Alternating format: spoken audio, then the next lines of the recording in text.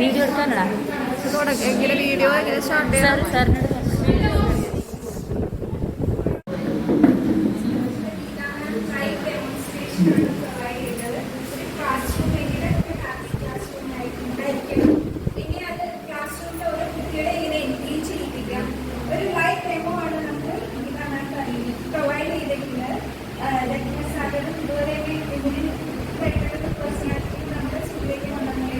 ഒരുപാട് നന്ദിയുണ്ട്. ഞാൻ ക്ലാസ് റൂമിനെ കുറിച്ച് മാത്രമല്ല പറഞ്ഞ ടീച്ചർ ഇന്നൊരു മാമിന്റെ ഒരു ക്ലാസ്സും ഉണ്ട്. മാം പറഞ്ഞ പോലെ നമുക്ക് അതൊന്നും മാമിനെ മറക്കാൻ പറ്റില്ല. കാരണം ഒറ്റൊരു ക്ലാസ്സും ഉണ്ട്. മാം എല്ലാവരെയും അതുപോലെ നമ്മൾക്കും ഉണ്ടാക്കാൻ പറ്റുന്നത് അതിയായി ആഗ്രഹിക്കുന്നു. As a role model like to meet you as our role model, ma'am. Thank you for your presence. അത് മാത്രമല്ല പറഞ്ഞത് ക്ലാസ് റൂം എങ്ങനെ എൻഗേജിങ് ആക്കണം, കുട്ടികളെ ഹാപ്പി ആക്കണം, ഓരോ കുട്ടികളെ ശ്രദ്ധ എങ്ങനെ നമ്മളിലേക്ക് എത്തിക്കണം എന്ന് മാത്രമല്ല പറഞ്ഞത്. നമ്മൾ ആസ് എ ടീച്ചേഴ്സ് നമ്മളെ ടേക്ക് കെയർ ചെയ്താലേ നമുക്ക് കുട്ടികളെ ഹാൻഡിൽ ചെയ്യാൻ പറ്റുള്ളൂ. മാം ആദ്യം പറഞ്ഞു നമ്മൾ വരുമ്പോൾ നമ്മുടെ സ്ട്രെസ് വീട്ടിന്റെ പുറത്ത് വെച്ചിട്ടാണ് ആദ്യം ഇങ്ങോട്ട് വരേണ്ടത്. അതുപോലെ തന്നെ മാം പറഞ്ഞു നമ്മുടെ ഫിനാൻസ് ഹാൻഡിൽ ചെയ്തില്ലെങ്കിൽ നമ്മുടെ ഈ ലൈഫ് പോർഷൻ കഴിയുമ്പോൾ നമ്മളൊരു സ്ലോ പേസിലേക്ക് പോകുമ്പോൾ അതെങ്ങനെ ആകും. മാമിന്റെ ജീവിതത്തിൽ തന്നെ ഒരു എക്സ്പീരിയൻസ് വെച്ച് നമുക്ക് നന്നായി പറഞ്ഞു. ഇങ്ങനെ ചെയ്തില്ലെങ്കിൽ മാം അങ്ങനെ പ്ലാൻ ചെയ്തു. ഇന്ന് വൈകിയാണെങ്കിലും മാം അങ്ങനെ ഒരു നോട്ട് ഉണ്ടായി. മാം അങ്ങനെ ചെയ്ത കാരണം മാം ഇപ്പൊ നല്ല രീതിയിൽ പോകാൻ പറ്റുന്നുണ്ട്. അപ്പൊ നമ്മൾ ഓരോരുത്തരും നമ്മുടെ പ്രൈവറ്റ് സ്കൂൾ ടീച്ചേഴ്സ് ആണെങ്കിലും നമ്മൾ ഓരോരുത്തരും financial plan that is very important.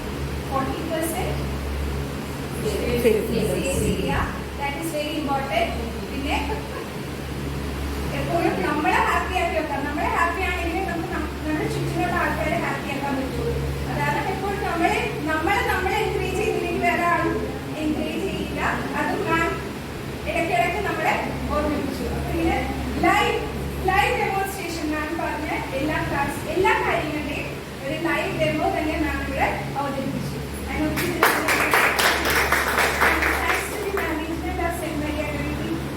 Public school for arranging such a wonderful class. Thank you very much. Anita, sister. Thank you very much. Thank you very much.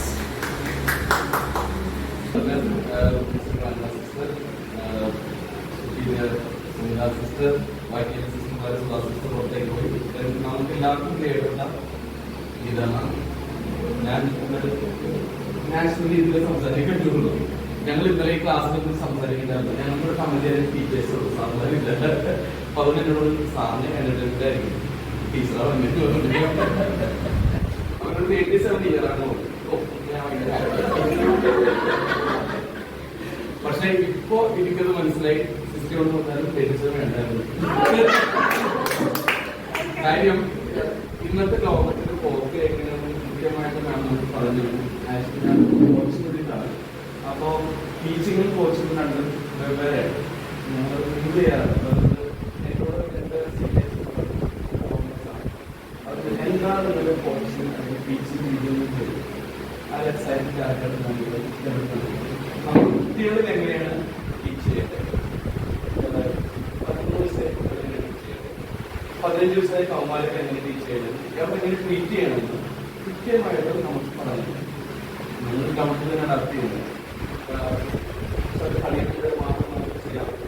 Teaching രീതിയിൽ ഞാൻ അതുകൊണ്ടും പറയാറില്ല. ഒരു പാഷനായിട്ട് നമുക്ക് ചെയ്യാൻ പറ്റുന്നുണ്ട്. നമ്മൾക്ക് വേറെ ഒന്നും നമ്മൾ പോയിട്ടുണ്ടാവില്ല.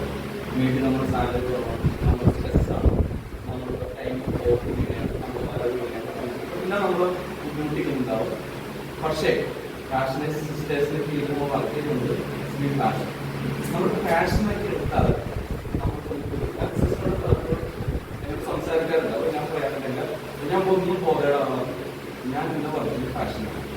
എന്റെ വർക്ക് ഞാൻ എത്രത്തോളം നന്നാക്കാൻ പറ്റുന്ന മാത്രം ഞാൻ ചിലപ്പോൾ ജീവിക്കാറില്ല. അതുകൊണ്ട് എല്ലാ വർക്കും ഞാൻ മാക്സിമം ചെയ്യാൻ എടുക്കുന്നത് ഇൻസ്പിറേഷനാണ്. വിധാനസഭ പറഞ്ഞ വലിയൊരു ഇൻസ്പിറേഷനാണ്. പിന്നെ ചെറിയ ഫിനാൻഷ്യൽ